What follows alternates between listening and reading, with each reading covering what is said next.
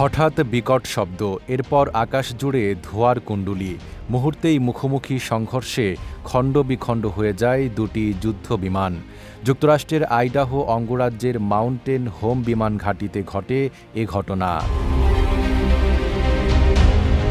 যুক্তরাষ্ট্রের মার্কিন নৌবাহিনীর এক বিমান মহড়ার সময় সংঘর্ষে জড়িয়ে পড়ে দুটি EA-18G গ্রাউলার যুদ্ধবিমান। মার্কিন নৌবাহিনীর এক মুখপাত্র জানান, সংঘর্ষের পর দুটি বিমানই ধ্বংস হয়ে যায়, তবে বিমানে থাকা 4 জন ক্রু নিরাপদে বের হয়ে আসতে সক্ষম হন।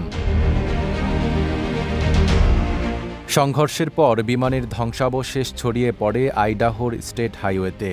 এতে কয়েক ঘণ্টার জন্য মহাসড়কের ওই অংশে যান চলাচল বন্ধ রাখা হয়। মার্কিন কর্তৃপক্ষ জানিয়েছে, দুর্ঘটনার কারণ খতিয়ে দেখা হচ্ছে।